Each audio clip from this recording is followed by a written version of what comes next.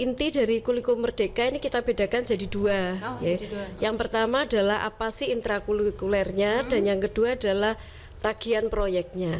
Di kurikulum Merdeka ini di kelas 10 kita tidak ada peminatan, dan kita dapat semua mapel itu dari geografi, sosiologi, fisika, kimia, kita belajar itu semua.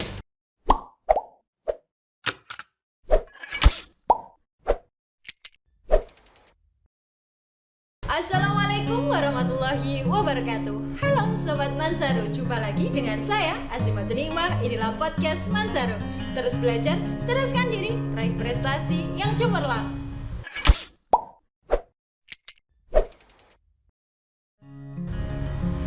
Sobat Mansaru, di awal tahun pelajaran ini, di tahun pelajaran 2022-2023, Madrasah Aliyah Negeri 1 Bojonegoro telah mulai menggunakan kurikulum Merdeka, yakni diterapkan di kelas 10. Kira-kira seperti apa sih kurikulum Merdeka itu?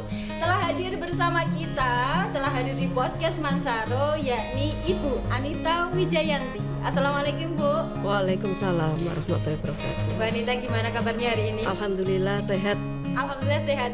Sehat dan ceria nih. Sehat, nggih. Kebetulan hari ini kan Sumpah Pemuda, nggih. Wah. Jadi harus terlahir kembali sebagai pemuda. Wah, jiwa-jiwa pemudanya kembali. Insya Allah. Kembali keluar Iya. gitu Bu ya. Mbak Anita, ini kan seperti yang saya bahas tadi di awal, bahwa Man 1 Bojonegoro sudah mulai menerapkan kurikulum Merdeka. Sebenarnya kurikulum Merdeka itu seperti apa sih Bu? Oke, terima kasih seluruh pencinta Mansaru TV ya. Kesempatan pada pagi hari ini kita ulas bentar apa sih kurikulum Merdeka dan bagaimana implementasinya. Sebenarnya kurikulum Merdeka ini muncul karena adanya keterbatasan pada kurikulum sebelumnya, di mana pada kurikulum KTSP ini masih tidak fleksibel. Tidak fleksibel itu artinya materi-materi yang dibebankan di dalam satuan pembelajaran itu masih formal. Jadi harus dikerjakan, harus digunakan sesuai dengan waktu tertentu. Nah, di kurikulum Merdeka memberikan fleksibilitas bahwa mata pelajaran nanti diberikan berdasarkan fase tertentu dan kemudian bisa diberikan dalam jangka waktu 1 tahun, sehingga guru lebih fleksibel materi mana yang mau diberikan lebih dulu di awal atau mana yang materi yang diberikan di akhir gitu. Seperti itu. Berarti perbedaannya dengan kurikulum maksudnya KTSP dan juga kurikulum Merdeka. Kalau KTSP dulu harus ini, harus ya, itu, Bu, ya. Kalau untuk sekarang berarti lebih fleksibel. Jadi merdekanya itu guru bisa mendesain pembelajaran, tidak harus sesuai dengan apa yang tertera, apa yang menjadi capaian, tetapi boleh dimodifikasi. Yeah. Untuk pelaksanaannya sendiri di Man 1 Bojonegoro ini seperti apa sih? Untuk Man 1 Bojonegoro alhamdulillah di level kelas 10 ini di fase E ya, kebetulan. Nah, perlu diketahui dulu bahwa fase dalam kurikulum Merdeka ini ada fase A itu di kelas 1 dan 2 SD. Ada fase B di kelas 3-4. Ada fase C di kelas 5-6, dan untuk SMP seluruhnya kelas 7-8-9 itu ada di fase D, dan di tingkat SMA atau MA kelas 10 ada di fase E, sedangkan fase F terakhir di kelas 11 dan 12. Nah, kebetulan tahun ini fase E sudah kami terapkan di kelas 10 untuk tahun pelajaran 2022-2023. Seperti itu. Yang membedakan apa sih Bu? Maksudnya di setiap fasenya ini? Untuk di setiap fase sudah disiapkan capaian pembelajaran. Oleh kurikulum sudah disiapkan capaian pembelajaran. Nah, capaian pembelajaran itu yang harus kemudian ditelaah oleh Bapak Ibu guru, yang diberikan waktu capaiannya kurang lebih dalam kurun waktu 1 tahun. 1 tahun. Ya. Nah, capaian pembelajaran pada kurikulum Merdeka ini tidak sebanyak pada tujuan pembelajaran yang ada di kurikulum sebelumnya. Sehingga kalau bisa dikatakan bahwa kurikulum Merdeka ini kontennya sedikit tetapi lebih dalam. Jadi pemahamannya siswa lebih dalam. Kalau KTSP tagihan capaian kurikulumnya, capaian pembelajarannya lebih luas sehingga anak-anak hanya mendapatkan materi di permukaannya saja gitu. Oh, seperti itu. Iya, Berarti iya. kalau untuk di kurikulum merdeka ini lebih mendalam Lebih lah untuk yang dalam, dibahas. iya, iya. Kalau untuk Bapak Ibu guru sendiri, apa sih Bu yang perlu dipersiapkan seperti itu? Alhamdulillah untuk Bapak Ibu yang ada di MAN 1 sudah dipersiapkan melalui kegiatan workshop implementasi kurikulum merdeka yang sudah terlaksana di MCM ya waktu itu ya. Terus kemudian beberapa Bapak Ibu juga sudah diberikan tugas melalui Zoom meeting oleh Kementerian Agama dalam rangka bagaimana persiapan dari implementasi kurikulum merdeka. Dan karena MAN 1 termasuk salah satu madrasah pilot project untuk penyelenggara kurikulum merdeka, maka kita menyiapkan beberapa hal, antara lain seringkali kita mengadakan pertemuan antara pihak madrasah dengan Bapak Ibu pengampu guru kelas 10 karena di dalamnya harus ada perubahan perangkat pembelajaran. Ya. Jadi perangkat pembelajarannya dimulai dari capaian pembelajaran yang sudah disediakan oleh kurikulum, kemudian dijabarkan kepada tujuan pembelajaran, kemudian ada alur tujuan pembelajaran, kemudian yang terakhir ada modul pembelajaran. Jadi perangkatnya pada kurikulum merdeka jauh lebih sederhana. Jauh lebih sederhana. Kalau nggak salah nih Bu, saya juga sering dengar kalau di kurikulum merdeka ini harus ada proyek dan sebagainya. Ini seperti apa sih Bu maksudnya? Betul. Jadi inti dari kurikulum merdeka ini kita bedakan jadi dua.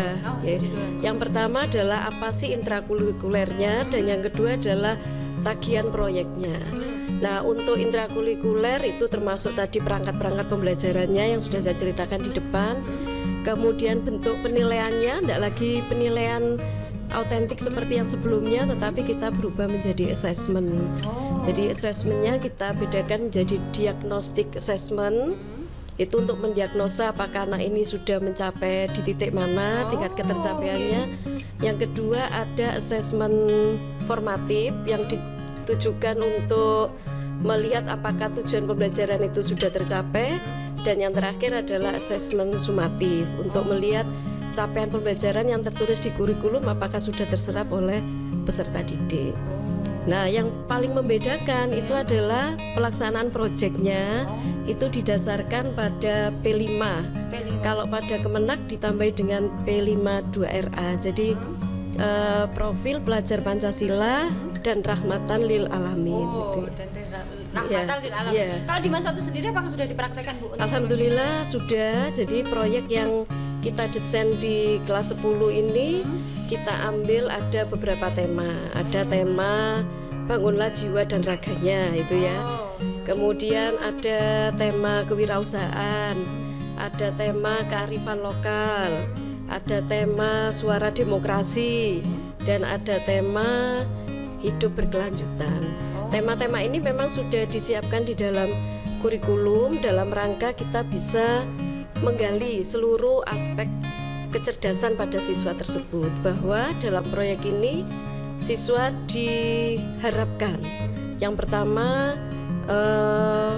bersyukur terhadap ciptaan Tuhan yang Maha Esa itu ya. Kemudian siswa juga bisa berkebinaan global, jadi menerima perbedaan. Siswa diharapkan juga bisa bergotong royong, bekerja sama, dan yang paling tinggi adalah bernalar kritis dan mandiri untuk bisa melakukan sebuah ide-ide nanti yang muncul dalam proyek tersebut. Gitu. Dan satu lagi adalah keistimewaan dari kurikulum merdeka adalah tingkat kontekstualnya yang tinggi. Jadi apa yang kita berikan itu diharapkan memang merupakan nyata yang ada di kehidupan sehari-hari. Gitu.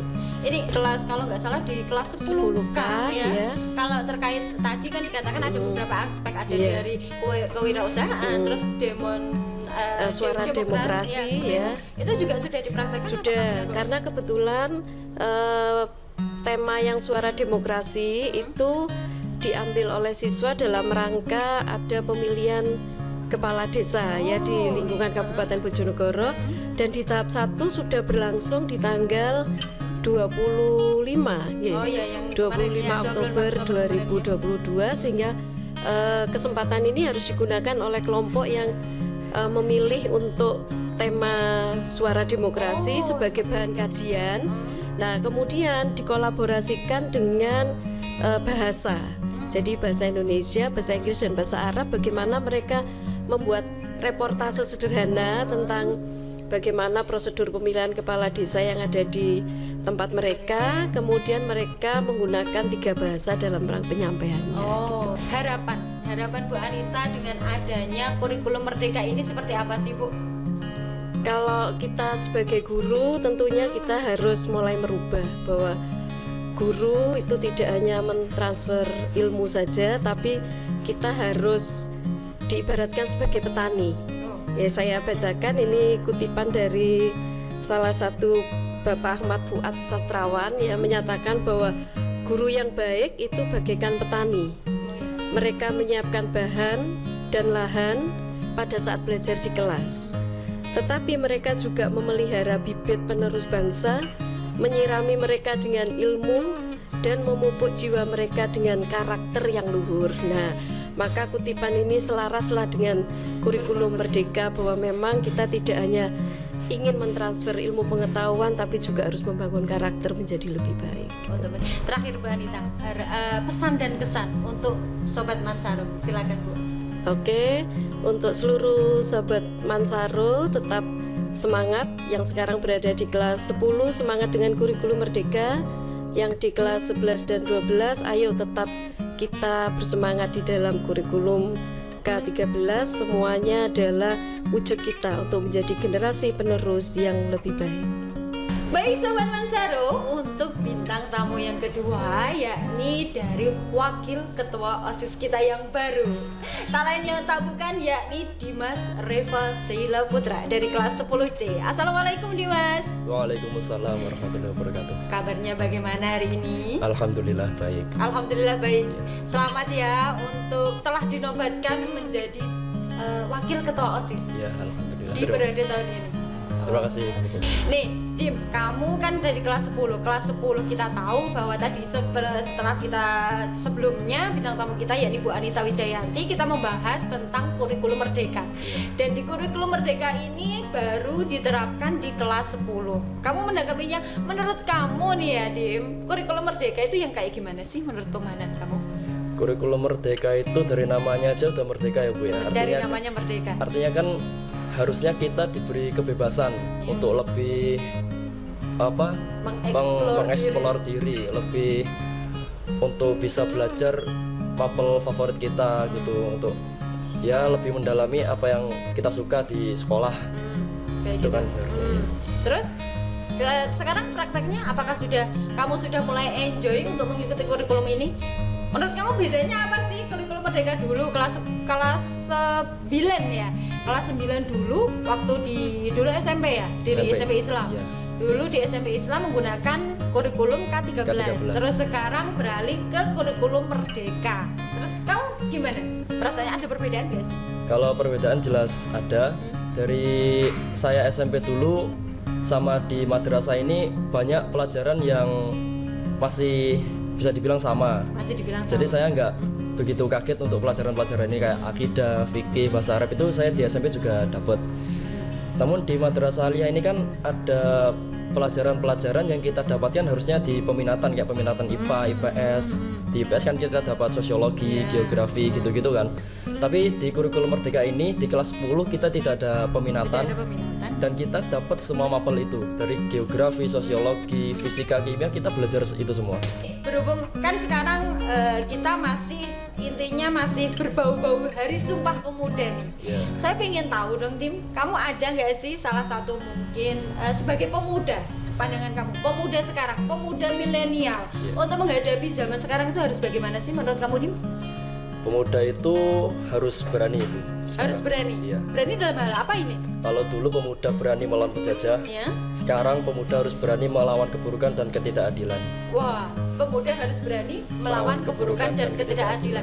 Misalnya kamu sudah apa sih maksudnya, kenapa kamu mencetuskan kata-kata itu? Karena kita hidup di era sekarang ini tidak lepas dari segala macam bentuk keburukan kan Bu. Dari mulai dalam diri kita sendiri juga banyak sekali keburukan yang kita harus lawan.